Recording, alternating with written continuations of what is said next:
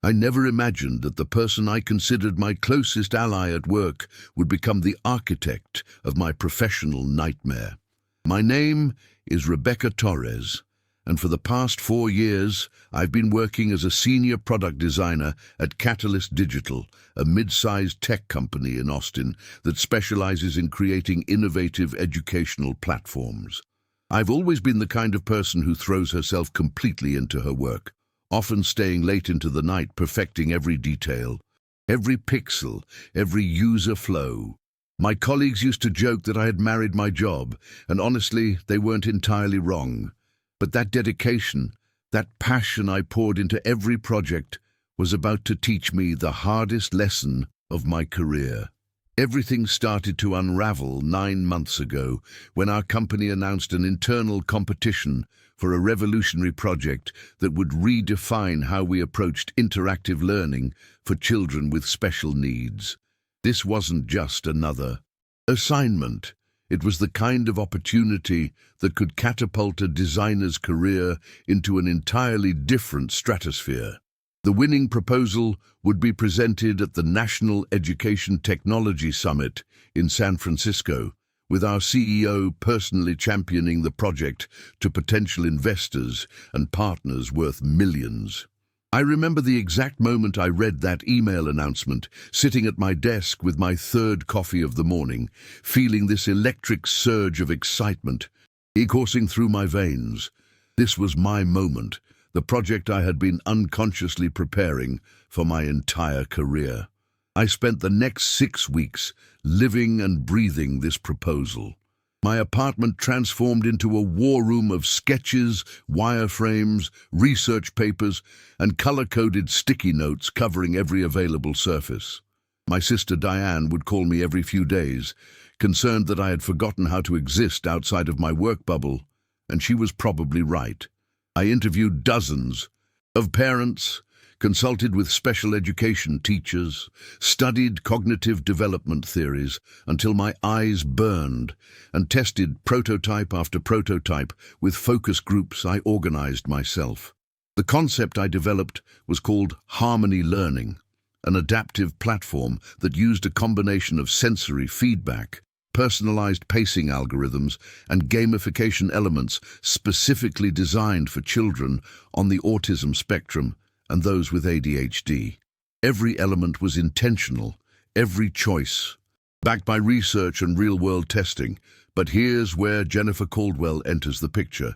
Jennifer had joined our team about 18 months before, coming from a larger firm in Seattle with an impressive resume and an even more impressive ability to charm everyone in the room. She was one of those people who seemed to effortlessly command attention, always knowing exactly what to say and when to say it. We became friends quickly, or at least I thought we did. We'd grab lunch together several times a week. She'd stop by my desk to chat about weekend plans, and we even went to a design conference together in Denver where we stayed up until 3 in the morning discussing our career dreams and aspirations. I shared everything with her, my insecurities about never feeling quite good enough, my hopes for this competition, even the core concepts I was developing for Harmony Learning. She seemed genuinely interested, asking thoughtful questions, offering what I believed was supportive feedback, encouraging me to dig deeper into certain aspects of my research. About 2 weeks before the submission deadline, Jennifer asked if she could see my progress. I didn't hesitate for a second. I walked her through everything, my research methodology, the user personas I had created, the technical architecture, the visual design language, the entire ecosystem I had built from the ground up. She sat in my office for nearly 3 hours, taking notes, asking questions, nodding enthusiastically, telling me how brilliant it all was and how I was definitely going to win. I remember feeling so validated, so supported, so grateful to have someone who understood the magnitude of what I was trying to accomplish. She even offered to help me refine my presentation deck, suggesting we could collaborate on making it more visually compelling. I thanked her but said I wanted to finish it myself, that it felt important to see it through alone. She smiled and said she completely understood, that she admired my dedication. The submission deadline arrived, and I sent in my proposal at 11:47 p.m., 13 minutes before midnight. I had checked and rechecked every page, every citation, every mock-up at least 20 times. My proposal document was 93 pages long, accompanied by a 15-minute video walkthrough and a functional prototype that had taken me countless hours to code. I felt this profound sense of accomplishment mixed with complete exhaustion. I treated myself to an entire pizza and fell asleep on my couch, still wearing my clothes from 2 days earlier, finally allowing myself to breathe. The next morning, I woke up to a congratulatory text from Jennifer saying she had also submitted a proposal and that may the best designer win. I thought it was sweet, this friendly, competitive spirit between colleagues. I had no idea that in that very moment, my professional world was about to implode in ways I couldn't have possibly anticipated. The announcement of the finalists came exactly 2 weeks later on a Thursday morning during our monthly all-hands meeting. Our VP of Product Design, Marcus Henley, stood at the front of the conference room with his characteristic serious expression, holding a tablet that contained the results we had all been anxiously awaiting. He spoke about how impressed the review committee had been with the quality of submissions, how difficult the selection process had been, and how proud he was of the team's creativity and dedication. My heart was hammering so hard I could hear it in my ears. Then he said the 3 finalist names, and the first name he called was Jennifer Caldwell. I felt a small pang of disappointment, but immediately reminded myself that there were 3 finalist spots, that I could still be called. The second name was Dylan Ortiz from the mobile team. My stomach began to knot. And the third name was Priya Nakamura from User Experience Research. My name was never called. I sat there in that conference room, surrounded by 60 colleagues, feeling like someone had physically hollowed me out from the inside. People around me were clapping, congratulating the finalists, and I forced myself to join in, to smile, to look supportive, even though I felt like I might shatter into 1,000 pieces. Jennifer caught my eye from across the room and gave me this apologetic little shrug, mouthing the words, "I'm sorry." I nodded back, trying to appear gracious, trying to hide the devastation that was consuming me. After the meeting ended, I went directly to the bathroom and locked myself in a stall, finally allowing the tears to come. 4 years of proving myself at this company, 6 weeks of the most intensive work of my life, and I hadn't even made the final 3.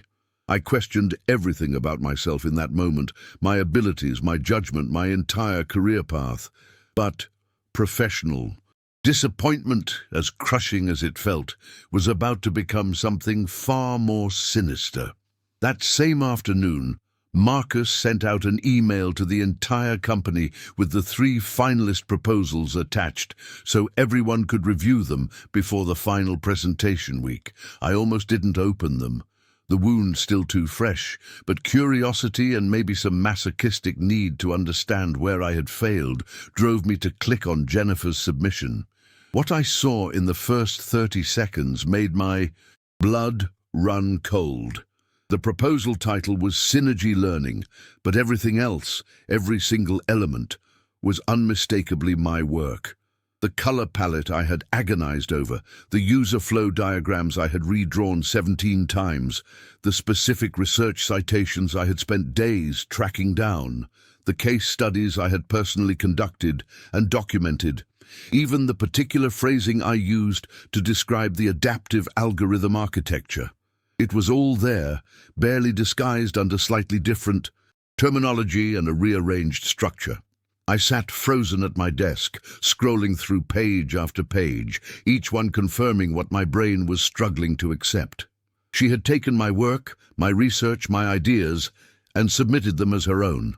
The prototype interface she included used different colors and slightly modified layouts, but the underlying interaction patterns, the specific accessibility features, the innovative elements that made Harmony Learning unique, they were all present in her Synergy learning proposal.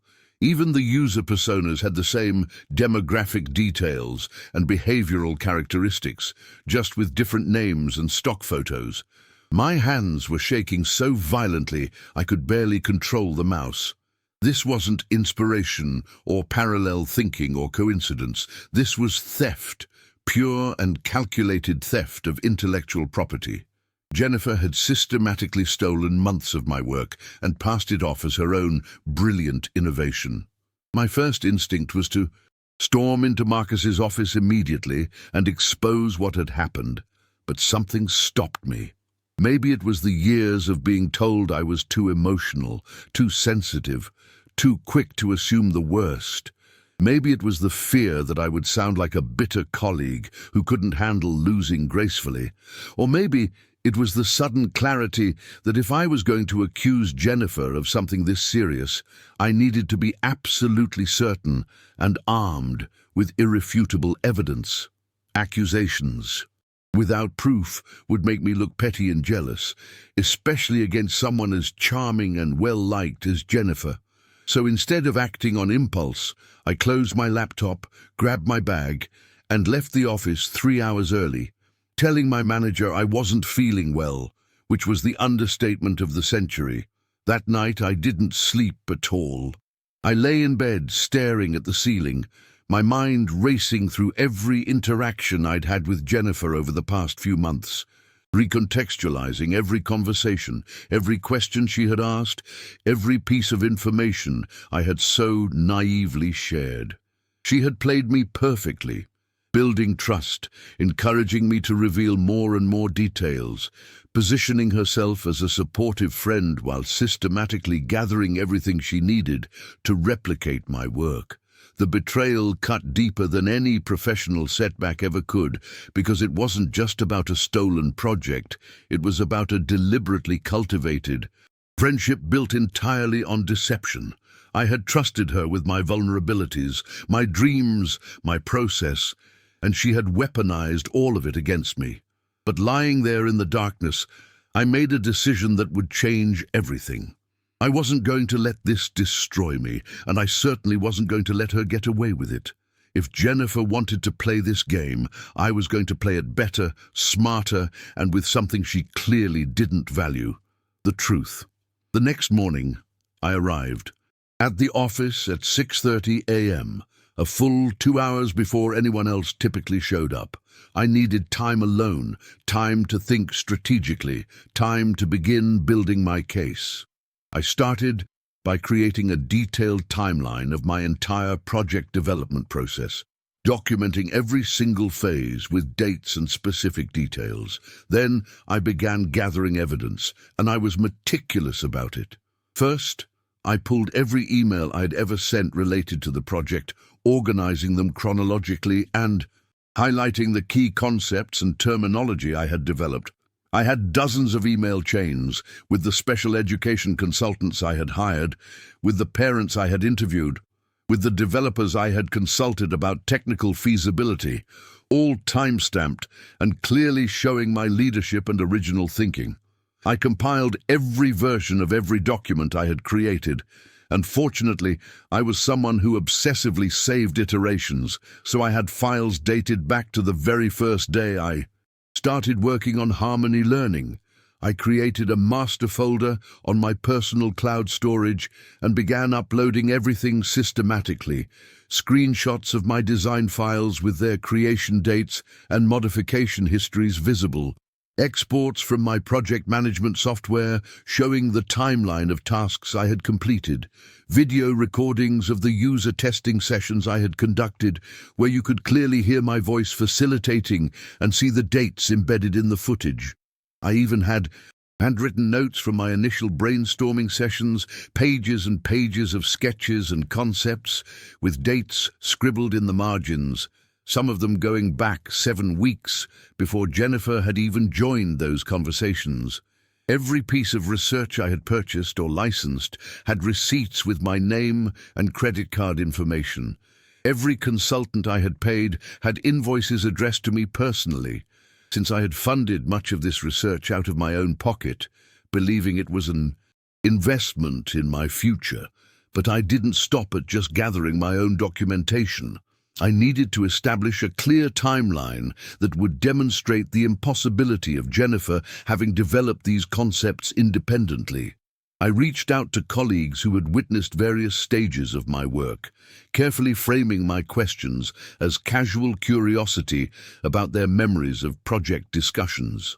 I contacted Melissa from the research team, who had helped me recruit participants for my user testing sessions back in early March, asking her if she still had the recruitment emails and session schedules.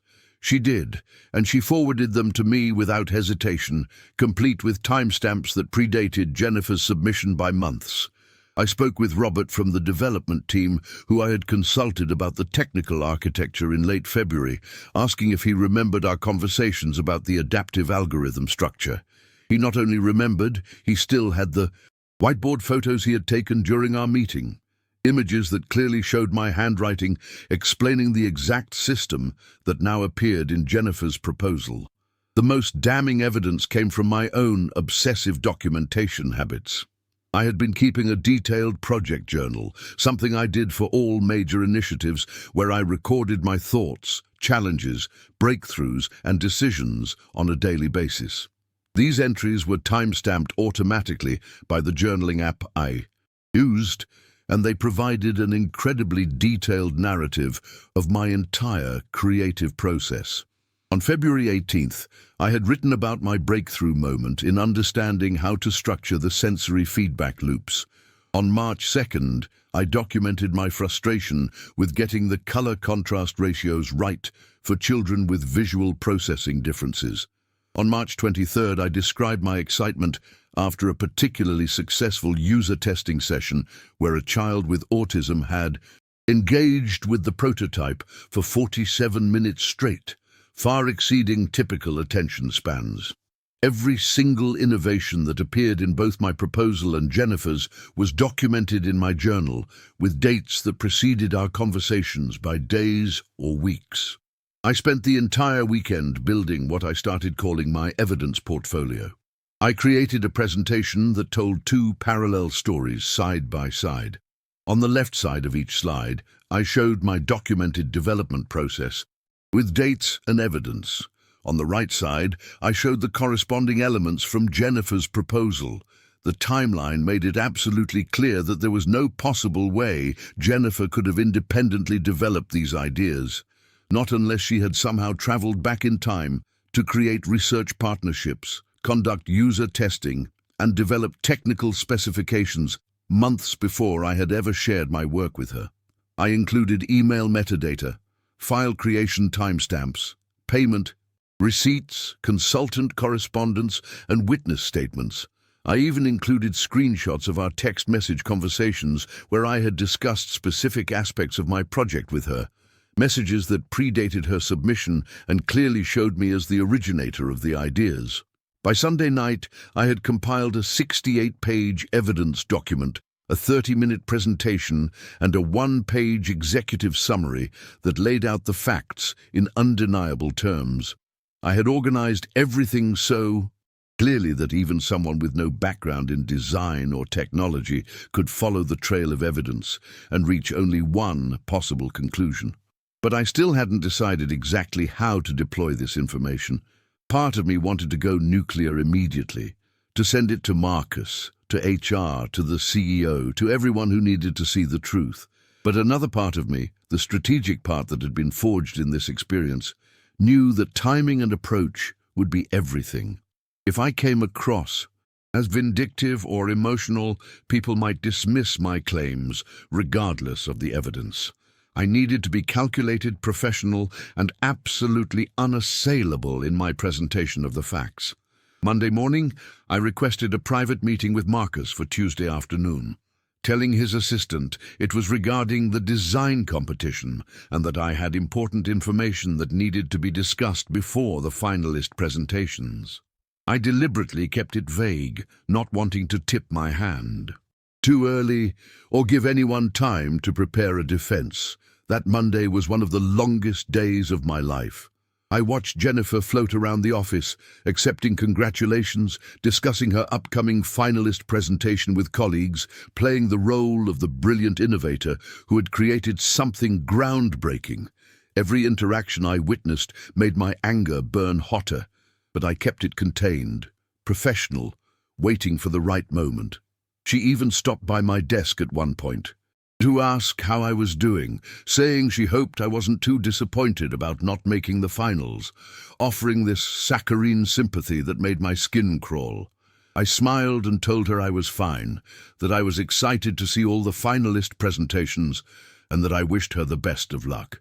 She had no idea what was coming. Tuesday afternoon arrived, and I walked into Marcus's office at exactly 2 o'clock carrying my laptop, a printed copy of my evidence portfolio, and a USB drive with all my documentation as backup. Marcus looked up from his computer with a pleasant but slightly puzzled expression, clearly not expecting anything particularly serious from this meeting. He gestured for me to sit down and asked what I wanted to discuss about the competition. I took a deep breath, centered myself, and said in the calmest voice I could manage that I had discovered a serious integrity issue with one of the finalist proposals that required immediate attention. His expression shifted instantly from pleasant to concerned, his posture straightening as he gave me his full attention. I told him that what I was about to show him was difficult and uncomfortable, but that I had extensive documentation to support everything I was claiming. I opened my laptop and began walking him through the evidence, starting with my own project timeline and documentation. I showed him the dated emails, the journal entries, the research receipts, the consultant invoices, everything that established when and how I had developed Harmony Learning. Then I pulled up Jennifer's Synergy Learning proposal side by side with my documented work, pointing out the identical elements one by one. The color palette that matched my research-backed choices for children with visual processing differences. The user flow structures that replicated my designs. The specific accessibility features I had innovated and documented months earlier. The research citations that appeared in both proposals, some of them obscure academic papers I had spent hours tracking down. Marcus's face grew increasingly serious as I progressed through the presentation, his jaw tightening, his eyes narrowing as he absorbed the implications of what he was seeing. I showed him the text message conversations where I had discussed specific elements of my project with Jennifer, messages that were dated weeks before the submission deadline and clearly established me as the originator. I showed him the metadata from my design files proving when they were created and last modified. I showed him the video footage from my user testing sessions conducted in March, featuring the exact interaction patterns that appeared in her proposal. I showed him the whiteboard photos from my consultation with Robert, images that predated any of Jennifer's documented work on her proposal. For every element of her submission, I provided corresponding evidence that I had developed it first, often months earlier, and that Jennifer had only gained access to these concepts through the trust I had extended to her as a colleague and friend. I watched Marcus's expression transform from concern to disbelief, to barely contained anger as the full scope of what had happened became undeniable. When I finished the presentation, Marcus sat back in his chair and was silent for what felt like an eternity, but was probably only 30 seconds. Then he asked me directly if I was absolutely certain about these accusations, reminding me of how serious they were and what the consequences would be if I was bringing forward false claims. I looked him straight in the eye and told him I had never been more certain of anything in my professional life, that I wouldn't be sitting in his office if I had any doubt whatsoever, and that everything I had shown him could be independently verified. I told him I understood the gravity of what I was alleging, that I had spent days agonizing over whether to come forward, but that I couldn't stand by and watch someone steal my work and potentially build their entire career advancement on that theft. I reminded him that intellectual property theft wasn't just unethical, it was potentially illegal, and that the company had a responsibility to address it. Marcus told me he needed to escalate this immediately to HR and to our chief operating officer, and he asked if I would be willing to present this evidence again to them. I said I would present it to anyone who needed to see it as many times as necessary, because the truth was non-negotiable. He picked up his phone and within minutes had scheduled an emergency meeting for the following morning with himself, the HR director Patricia Simmons, and the COO David Chen. He thanked me for bringing this forward and told me that what I had done took tremendous courage and integrity. He also warned me that the next few days were going to be difficult, that there would be an investigation, and that I should prepare myself for a complicated process. I told him I understood, that I had already prepared myself for whatever came next, but that I wasn't going to let this injustice stand unchallenged, regardless of how uncomfortable it became. I left Marcus's office feeling a strange mixture of relief, anxiety, and vindication. I had set something irreversible in motion, and there was no going back now. That evening, I barely touched my dinner, my stomach too knotted with anticipation and nervous energy to handle food. I kept replaying the meeting in my mind, analyzing every moment, wondering if I had presented the evidence clearly enough, if I had been too emotional or not emotional enough, if I had made the right decision in coming forward. My sister Diane called that night, and I told her everything, the theft, the evidence, the meeting with Marcus. She listened without interrupting, and then said something that I desperately needed to hear. She told me that what I had done was brave, that standing up for myself and my work was exactly right, and that regardless of what happened next, I could be proud of refusing to be a victim. She reminded me that I had built my case on facts and documentation, not on emotions or accusations, and that truth backed by evidence was the most powerful weapon anyone could wield. The emergency meeting the next morning was scheduled for 9 a.m. in the executive conference room, a space I had never actually been inside before, despite working at the company for 4 years. I arrived 15 minutes early, my evidence portfolio printed and bound, my laptop fully charged, and my USB backup drive in my pocket. Patricia from HR arrived next, introducing herself with a firm handshake and a serious expression that conveyed she understood the gravity of the situation. David Chen, the COO, came in last, a man in his late 50s with silver hair and a reputation for being fair but exacting. Marcus briefly outlined the situation, explaining that I had brought forward evidence of potential intellectual property theft involving one of the design competition finalists, and then he turned the floor over to me. I took a deep breath and began the presentation again, this time even more methodically than I had with Marcus, knowing that these were the decision-makers who would determine what happened next. I walked them through every piece of evidence, every timeline, every document, every correspondence.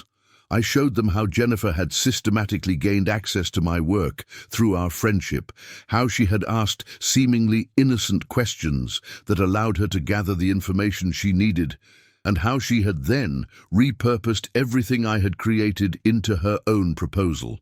I demonstrated the impossibility of independent parallel development by showing the specific timestamps and the intricate details that matched between our work.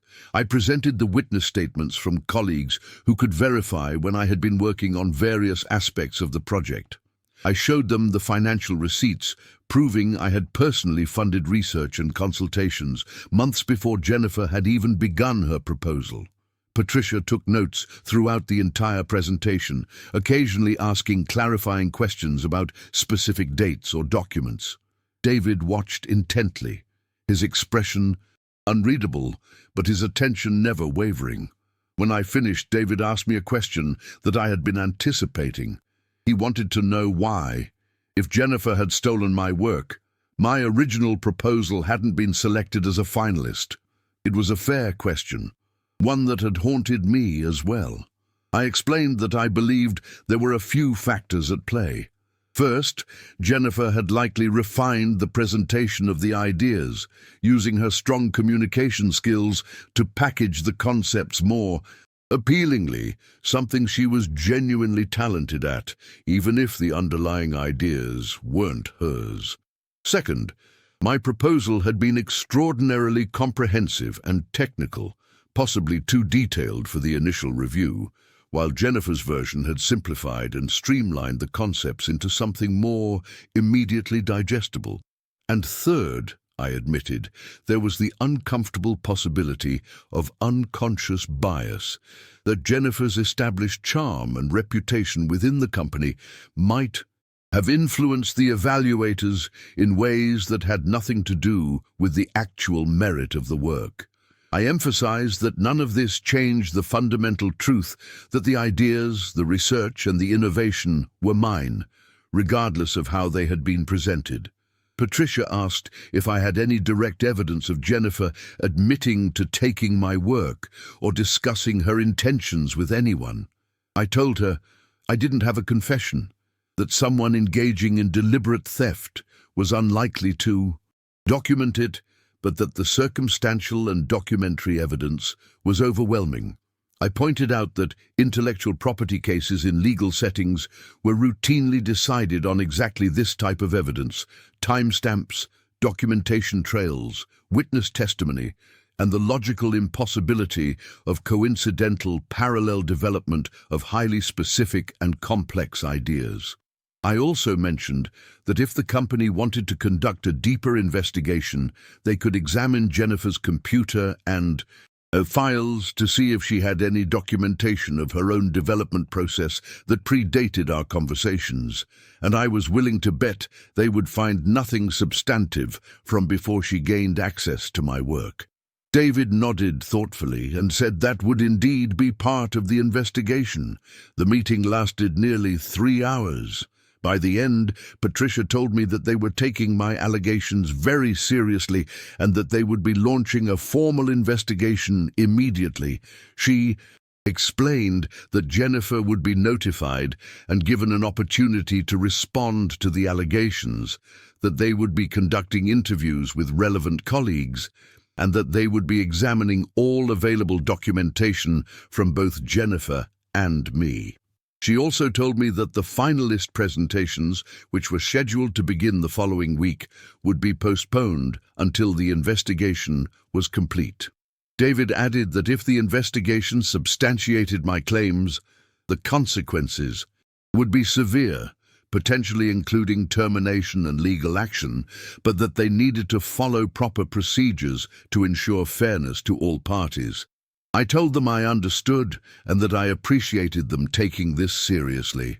Marcus walked me out of the conference room and quietly told me that I had done the right thing, that my evidence was compelling, and that I should be proud of how professionally I had handled an incredibly difficult situation. The rest of that day felt surreal. Word began to spread through the office that something significant was happening, though the specific details were being kept confidential. Jennifer was called into a meeting with HR that afternoon, and I watched from across the office as she walked toward the conference room, looking confused and slightly annoyed, clearly having no idea what was coming. She was in that meeting for over 2 hours.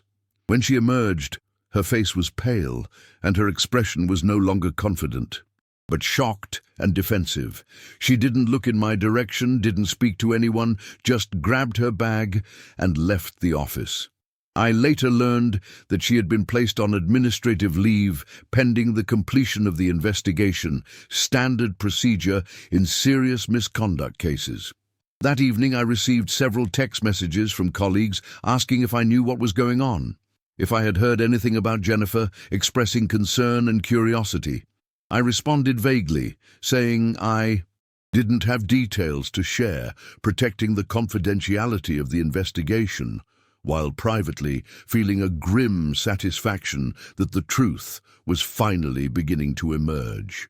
You know, sharing this story with you feels important to me because I think so many of us have been in situations where we've been wronged, where someone has taken advantage of our trust or our work, and we've faced that agonizing decision about whether to speak up or stay silent. It's terrifying to stand up for yourself, especially when you're going against someone who seems untouchable or well-liked.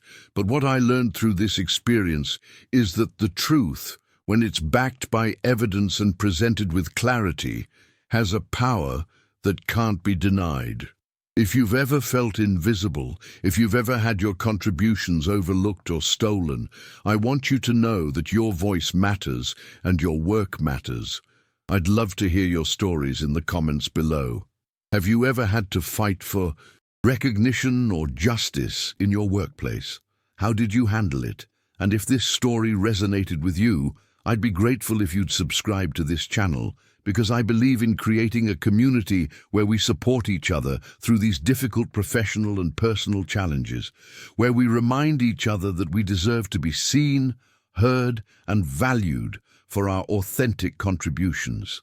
The investigation took exactly 9 business days, though it felt like 9 months. During that time, I was interviewed 3 additional times by HR, each session diving deeper into specific aspects of my evidence and timeline. They interviewed the consultants I had worked with, the colleagues who had witnessed various stages of my project development, even the parents who had participated in my user testing sessions. They examined my computer files, my cloud storage, my email accounts, everything that could corroborate my claims. I cooperated fully with every request, providing access to anything they needed, because I had nothing to hide. The evidence spoke for itself, and every additional layer of investigation only strengthened my case. Meanwhile, Jennifer had hired a lawyer, which I learned through the office rumor mill, though I didn't know the specifics of what her defense strategy might be. On the 10th day, I was called into another meeting with Patricia, David, and Marcus. The atmosphere in the room was different this time, less tense, more resolved. David began by thanking me for my patience during the investigation and for the thoroughness of my documentation, which he said had made their job significantly easier. Then he delivered the news I had been simultaneously hoping for and dreading. The investigation had conclusively determined that Jennifer had engaged in intellectual property theft and serious misconduct. They had found no evidence of any independent development work on her part prior to her conversations with me. Several colleagues had confirmed that she had asked detailed questions about my project and had been given access to information that later appeared in her submission. Most damningly, they had discovered draft files on her computer that contained copied text directly from my emails to her, text that she had then lightly paraphrased for her final proposal. The metadata on these files showed they were created just days before the submission deadline, making it impossible for her to claim months of independent parallel development. David told me that Jennifer's employment had been terminated immediately that morning for gross misconduct and violation of the company's intellectual property policies. They had also decided to disqualify her proposal from the competition entirely, which meant there was now an open finalist spot. He paused then, looking directly at me, and said that the review committee had reconvened to look at my original Harmony Learning proposal with fresh eyes, knowing now that elements they had seen in Jennifer's submission had actually originated with me. After careful consideration and consultation with external advisors to ensure fairness and objectivity, they had decided to award me the 3rd finalist position. Moreover, given the extraordinary circumstances and the additional evidence they had reviewed during the investigation regarding the depth and quality of my work, they were recommending that my proposal be presented, not just as a finalist, but as the committee's preferred choice for the competition winner, subject to final presentation and approval. I sat there trying to process what I was hearing, feeling a complicated rush of emotions that I couldn't quite separate or name.